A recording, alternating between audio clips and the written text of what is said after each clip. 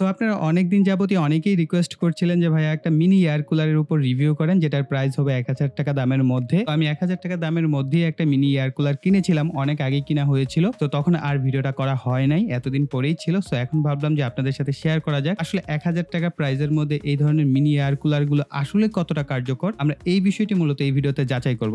দেখেন আমি কিন্তু কোনো প্রোডাক্টের মার্কেটিং করছি না। এই ব্র্যান্ডটা ভালো বা এই প্রোডাক্টটা ভালো আপনি এটা ইউজ করেন। আমি জাস্ট এই প্রোডাক্টটার ভালো মন্দ দিকগুলো আপনাদের সামনে তুলে ধরবো। দেন যদি আপনার কাছে মনে হয় যে না এই প্রোডাক্টটা আমার ব্যবহারের যোগ্য তখন আপনি ব্যবহার করতে পারেন। আর যদি মনে হয় যে না এই প্রোডাক্টটা আমার ব্যবহারের যোগ্য না তাহলে ব্যবহার করবেন না। ওকে, সো আমি চেষ্টা করব অনেস্টলি আমি যে জিনিসটা পাবো সেটাই আমি আপনাদের সাথে শেয়ার করব এবং বরাবর আমি এই কাজটাই করে থাকি। আমি যা পাই আউটপুটে ঠিক তাই কিন্তু আপনাদের সাথে শেয়ার করি। ছিলাম মেবি দারাজ থেকে ৳৯৫০ এরকম একটা প্রাইস ছিল, আমার ঠিক খেয়াল নেই। অনেক আগে কেনা হয়েছিল। আমি চেষ্টা করব এটার বাই লিংক ভিডিও ডেসক্রিপশন বক্সে দিয়ে দেওয়ার। যদি আপনার কাছে মনে হয় যে প্রোডাক্ট আপনার দরকারি বা আপনার প্রয়োজনে আসতে পারে তাহলে কিনে নিতে পারেন। এর যে বক্স কন্টেন্ট সেটা দেখার পূর্বে হচ্ছে আমরা একটু জেনে নিই এটার যে স্পেসিফিকেশন সেগুলো। সো এটা মেবি আর্কেটিক এয়ার আলট্রা ব্র্যান্ডের। তো এখানে ব্র্যান্ড এই লেখাটাই বারবার আমি দেখতে পাচ্ছি। সো এটাই মেবি এটার brand. Enjoy cool clean and air anywhere. Okay, এবং পার্সোনাল স্পেস কুলার বলা হচ্ছে এটাকে। অ্যাডজাস্টেবল 3 স্পিডস অর্থাৎ 3টে স্পিডে আপনি বাতাসটাকে কন্ট্রোল করতে পারবেন। কোয়াইট অপারেশন, খুব নয়েজ ছাড়া থাকবে এবং লাইট ওয়েট এবং পোর্টেবল। অবভিয়াসলি যেহেতু ছোট মোটো এটা পোর্টেবল এবং ক্যারি করা যাবে অনায়াসে। এবং কুল হিউমিডিফায়ার্স অপশন রয়েছে, পিউরিফায়ার্স অপশন রয়েছে এবং ইকো ফ্রেন্ডলি। অলরাইট, সো এছাড়াও আরো অনেক কিছু লেখা রয়েছে, আমরা এগুলোতে বিশ্বাস করি না। আমরা দেখবো এর প্র্যাকটিক্যাল কার্যকলাপ কি। সো আমরা এটার বক্সটাকে খুলে নেই। তো বক্স খোলার পরে আপনারা এখানে একটা ইউজার ম্যানুয়াল গাইড পাবেন। এটা খুব ইম্পর্টেন্ট। এখানে অনেকগুলো বিষয় মেনশন করা আছে, অবশ্যই এটাকে ফেলে দেবেন না। তাছাড়াও আমি এই ভিডিওতে তো অনেকগুলো বিষয় বলেই দিচ্ছি, যারা কিনা এই ভিডিওটা দেখবেন তাদের দরকার হবে না। তাছাড়াও আমি বলবো যে এইখানে এই 4-5 পেজের যে একটা ইউজার ম্যানুয়াল এটা অনেক ইম্পর্টেন্ট। আপনার কোন জায়গায় কি ব্যবহার করতে হবে এবং কিভাবে ব্যবহার করতে হবে এই প্রসেসগুলো আপনারা এই ইউজার ম্যানুয়াল গাইডের মধ্যে পেয়ে যাবে। এরপর হচ্ছে আমাদের মূল ইউনিট আমরা বের করে নিই।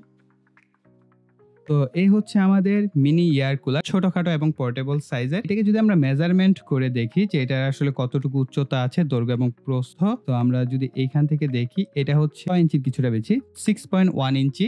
এবং আমরা যদি এইভাবে মেজারমেন্ট করি তাহলে আমরা দেখতে পাচ্ছি 5.5 ইঞ্চির মতো। তো একেবারে ছোটখাটো। এবং এর উপরের দিকে আমরা যদি এটাকে খুলি এর ভিতরে আমরা পাচ্ছি হচ্ছে কেবল। সো এখানে দেখতে পাচ্ছেন একটা কেবল রয়েছে। এই কেবলটা মূলত হচ্ছে ইউএসবি থেকে 5 ভোল্টের, অর্থাৎ আপনি এটাকে পাওয়ার ব্যাংক দিয়েও ব্যবহার করতে পারবেন। সো এখানে কেবলটা দেখতেই পাচ্ছেন। এই কেবলটা হচ্ছে এখানে 5 ভোল্টের একটা জ্যাক লাগানো আছে এবং এই পাশে রয়েছে ইউএসবি টাইপ এ। পাওয়ার ব্যাংক দিয়েই আপনাদের সাথে চালিয়ে দেখাবো যে আসলে এটা পাওয়ার ব্যাংক দিয়ে চালানো সম্ভব কিনা।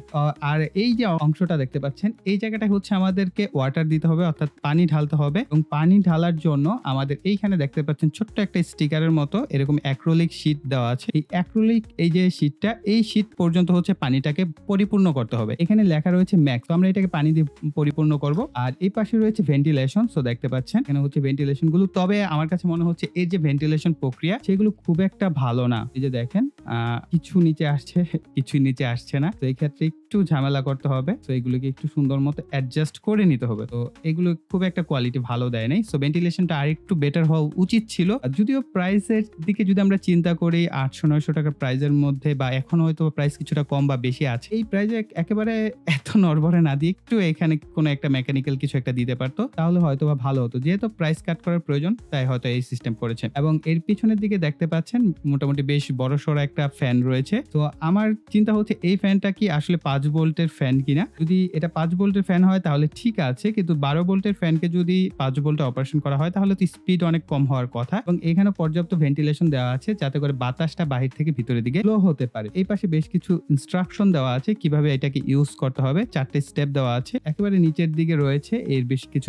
স্পেসিফিকেশন, আর্কেটিক এয়ার আলট্রা এবং এর যে প্রোডাক্ট সেই প্রোডাক্ট সম্পর্কে বলা আছে। ডিসি 5 ভোল্ট 1.5 এম্পিয়ার এবং মেড ইন চায়না। আর এটা হচ্ছে হাউস হোল্ড ইউজ করা যাবে শুধুমাত্র, এটা অর্থাৎ ঘর বাড়িতে ব্যবহার করার জন্যই তৈরি করা হয়েছে, ইন্ডাস্ট্রিয়াল পারপাস না। সামনের দিকের যে অংশটা আছে এটাকে যদি আপনি টান দেন, প্রেসার দেন, তাহলে হচ্ছে এটা সামনের দিকে বের হয়ে আসবে। এই হচ্ছে কম্পার্টমেন্টটা বের হয়ে আসবে এবং এই কম্পার্টমেন্টের ভিতরে দেখতে পাচ্ছেন এইখানে কিছু ফর্মের মতো দেওয়া আছে। সো এটাকে টান দিলে বের হয়ে আসবে। এটাকে আমাদের মূলত ফ্রিজের মধ্যে রেখে দিতে হবে। তো ফ্রিজের মধ্যে রাখার ফলে এটার যে ঠান্ডা হবে, অর্থাৎ এই জায়গায় বরফ জমাট বাঁধবে। বরফ জমার ফলে এটার ভিতর থেকে হচ্ছে ঠান্ডা পানিগুলো এটার উপরে পড়বে এবং ঠান্ডা পানিটা আমরা জাস্টটা পাবো। তো এখন যেহেতু আমরা ভিডিওটা আমি করছি, সো এখন যদি আমি এটাকে ঠান্ডা করতে যাই অনেক বেশি সময় লাগবে। তারপর আমি চেষ্টা করবো এটাকে জাস্ট পানিতে একটু ভিজিয়ে দেন হচ্ছে আমি আমাদের যে ডিপ ফ্রিজ এখানে হয়তো 10-15 মিনিটের জন্য রেখে আসবো, এতে করে কিছুটা ঠান্ডা হবে। খোলার আমার খুব ইচ্ছা হচ্ছে যে আসলে খুলে টুলে দেখি এর ভিতরে কি রয়েছে। তো আমি এই পার্টটাকে দেখি খোলা যায় কিনা। হ্যাঁ, খুলে চলে আসছে।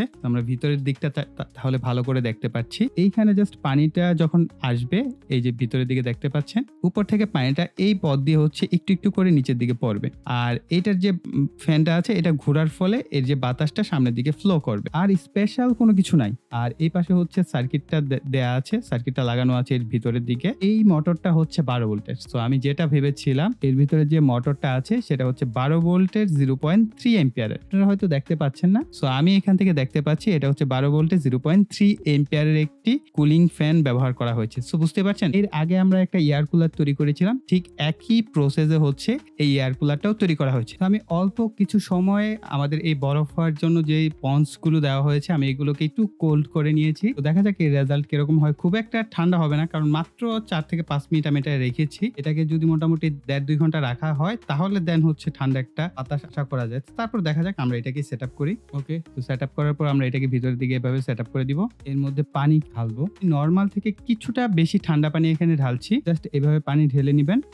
ম্যাক্স হয়ে গেছে। সো আপনারা দেখতে পাচ্ছেন কতটুকু পানি নেওয়া হয়েছে। দেন এটাকে আমরা লাগিয়ে ফেলবো। এই উপরের দিকে পলিটা দরকার নেই, আমরা তুলে ফেলি। এখন হচ্ছে আমরা এই কেবলটাকে পিছনের দিকে কানেকশন করব। সো আমরা এটাকে যদি ধীরে ধীরে ঘোরাতে হবে যেহেতু পানি আছে এর মধ্যে। সো আমরা এর পেছনের সাইডে এই পাশে হচ্ছে একটা অপশন আছে, আমরা এখান দিয়ে হচ্ছে আমরা এটাকে প্লাগিং করব। করার পর আমরা এই তারটাকে এই সাইড থেকে রাখার জন্য, অর্থাৎ কেবল ম্যানেজমেন্টের সিস্টেমও তারা দিয়েছে, এটা খুবই ভালো। এইভাবে হচ্ছে এটার মধ্য দিয়ে এই তারগুলো নিয়ে আসবে। যদি এটাকে পাওয়ার ব্যাংক ইনক্লুড করি, পর হচ্ছে আমরা এখানে স্টার্ট বাটন, এটা মাঝেরটা, এটাকে আমরা যদি চাপ দেই তাহলে আমাদের এয়ার কুলার চালু হয়ে গেছে। 5.1 ভোল্ট এবং 1 এম্পিয়ারের মতো হচ্ছে আমাদের পাওয়ার ব্যাংক থেকে নিচ্ছে।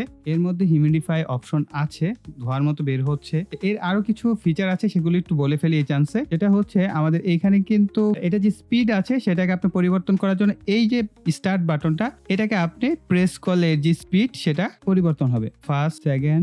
আর এই পাশে আরেকটা বাটন আছে, আপনারা যদি এটাকে প্রেস করেন তাহলে ভিতরের দিকে একটা বাতি আছে সেটা বন্ধ হয়ে যাবে, আবার যদি প্রেস করেন এই বাতিটা জ্বলবে। সো দেখতে পাচ্ছেন আমাদের এই ভিতরে কিন্তু একটা লাল বাতি আছে, সেটা জ্বলছে। সো আমি এটাকে অন্য অ্যাঙ্গেল থেকে দেখাচ্ছি এবং এর যে বাতাসের গতিটা সেটা কতটুকু আমি সেটাও আপনাদের সাথে শেয়ার করছি। বাতাসের যে স্পিডটা, সো দেখতে পাচ্ছেন খুব বেশি দূরে কিন্তু এর বাতাসের স্পিড যাবে না। তো আপনারা দেখতে পাচ্ছেন আমাদের যে টিস্যু পেপারটা আছে এর যে বাতাস মোটামুটি ফিটের মতো হচ্ছে আসে, 12 ইঞ্চির মতো। এখন আমরা যদি এর যে স্পিড লেভেল আছে এটাকে আমরা চেঞ্জ করি, তো এখন হচ্ছে সেকেন্ড স্পিড লেভেলে আছে। তো বাতাসের ফ্লোটা কিন্তু আরেকটু বেড়েছে। সো আমরা আরেকটা স্পিড যদি দেখি, এখন হচ্ছে পুরোপুরি হাই স্পিড। সো অলমোস্ট 2 ফিটের মতো আসবে, এর বেশি যাবে না। এয়ারের যে ডিফ্লেকশনটা সেটা কিছুটা উপরের দিকে তুলে দিলাম। এখন মনে হচ্ছে যে না, বাতাসটা ছড়াচ্ছে। এতক্ষণ বাতাসটা নিচের দিকে ছিল। সো এখন দেখতে পাচ্ছেন আপনারা বাতাসটা কিন্তু ছড়াচ্ছে, কিন্তু বাতাসটা মনে হচ্ছিল যে খুব বেশি একটা দূরে যাচ্ছে না, 1-1.5 ফিটের মধ্যে থাকছে। এখন বাতাসটা কিছুটা দূর থেকে, অর্থাৎ 2 থেকে 3 ফিট দূর থেকেও কিন্তু আমি পাচ্ছি। আর এখানে দেখতে পাচ্ছেন যে কিছুটা বাষ্প হয়ে হিউমিডিফায়ারের মতো কিন্তু বের হয়ে চলে আসছে বাইরের দিকে। সো বাষ্প হয়ে কিন্তু বের হচ্ছে, এটা আমি খালি চোখে দেখতে পাচ্ছি, হয়তো ক্যামেরায় এরকম ভাবে দেখা যাচ্ছে না, কিন্তু এখানে হিউমিডিফায়ার কিন্তু বাষ্প হয়ে বের হচ্ছে। একটা বিষয়, আমরা যখন কিনা আমাদের এটার স্পিড লেভেলটা বাড়াচ্ছি, তখন আমরা এর যে স্পিড ফুল স্পিডে রাখলে 5.2 ভোল্টের মতো নিচ্ছে এবং 1.3 এম্পিয়ার রেটে হচ্ছে আমাদের এই যে এয়ার কুলারটা, এটা কিন্তু চলছে। ফাইনালি আমার যে ওপিনিয়ন সেটা আমি দিতে চাচ্ছি। সো 5 ভোল্টের একটা এয়ার কুলার, এর বাতাসটা কিন্তু বেশ ভালোই আমি পাচ্ছি দূর থেকে, এবং এটা যে আসলে একটা রুমকে ঠান্ডা করতে পারবে সে আশায় কিনা একেবারেই বোকামি হবে। এটা জাস্ট আপনি একটা জায়গায় বসে আছেন, সে জায়গাটা কিছুটা ঠান্ডা বাতাস দরকার, পোর্টেবল ছোট ফ্যানের চাইতে এটা বেশ ভালো কার্যকর, কেননা এর ভিতর থেকে হচ্ছে ঠান্ডা একটা বাতাস বের হয়। এবং এর ভিতরে যে পাউচ গুলো দেওয়া হয়েছে বা ফোমের মতো যে জিনিসগুলো দেওয়া হয়েছে, যদি আপনি পানিতে ভিজিয়ে রেখে ঘন্টা 2-1 যদি এটাকে বরফ বানিয়ে আপনি এটাকে ব্যবহার করতে পারেন, এটা থেকে বেশ ভালো একটা আউটপুট পাবেন। তাছাড়া আমি এখানে নর্মাল পানি ব্যবহার করেছি, আপনারা যদি এখানে ঠান্ডা পানি ব্যবহার করতে পারেন তাহলে মোটামুটি আপনি যে জায়গাটায় বসবেন সেই জায়গাটায় বেশ ভালো একটা ঠান্ডা বাতাসই পাবেন। এটা পোর্টেবল অনুযায়ী বেশ কার্যকর, তবে এরকম না যে আপনি আসলে পুরো একটা রুম, যত ছোট রুমই হোক না কেন, পুরো রুম কভার করার মতো এবিলিটি নাই। ধরেন আপনার বাসায় যদি ছোট বাচ্চা বা বয়স্ক ব্যক্তিরা থাকে, লোডশেডিং এর অবস্থায় গরমে তাদের কষ্ট হয়, সে সমস্ত সময়ে আপনি জাস্ট এটাকে ইনস্ট্যান্ট একটা সলিউশন হিসেবে ব্যবহার করতে পারেন। এটা আসলে বড় কোনো ইম্প্যাক্ট করবে না, তবে বলে না নাই মামা থেকে কানা মামা ভালো, একেবারে কোনো কিছুর চাইতে যদি কিছু একটা আপনাকে সান্ত্বনা দিতে পারে, তো সেই হিসেবে আপনি এই এয়ার কুলারটা পারচেজ করতে পারেন। এটাকে আপনি পাওয়ার ব্যাংকের সাহায্যে ব্যবহার করতে পারছেন। 5 ভোল্টে হচ্ছে 5.2 ভোল্টে হচ্ছে ম্যাক্সিমাম আমি পেয়েছি যেটা আউটপুট নিচ্ছিল। অর্থাৎ আপনি একটা 10,000 mAh এর পাওয়ার ব্যাংক হলে এর সাহায্যে অনায়াসে আপনি 5-6 ঘন্টা হচ্ছে ব্যাকআপ পেতে পারবেন, বা এরও বেশি পেতে পারেন, বা এর কিছুটা কমও হতে পারে। আই থিংক আপনি একটা ভালো পাওয়ার ব্যাংক ইউজ করলে লং লাস্টিং বা লং টাইম ব্যবহার করতে পারবেন। লোডশেডিং এর সময় ধরেন 2-3 ঘন্টা কারেন্ট থাকে না, ওই সময় আপনি এটাকে ব্যাকআপ হিসেবে ব্যবহার করতে পারেন। তো গাইস, আমাদের এই ভিডিওটা আমি এই পর্যন্তই রাখছি। আশা করি এই ভিডিওটি থেকে আপনারা নতুন কিছু শিখতে পেরেছেন বা জানতে পেরেছেন। তার জন্য অবশ্যই ভিডিওতে লাইক, কমেন্ট এবং শেয়ার করবেন। আর যারা এখনো চ্যানেলটিকে সাবস্ক্রাইব করেনি, চ্যানেলটিকে সাবস্ক্রাইব করে পাশে বেল বাটনটি অ্যাক্টিভ করে দিবেন পরবর্তী ভিডিওর নোটিফিকেশন পাওয়ার জন্য। তো এই বলে এখানে বিদায় নিব। সকাল ভালো থাকবেন, সুস্থ থাকবেন।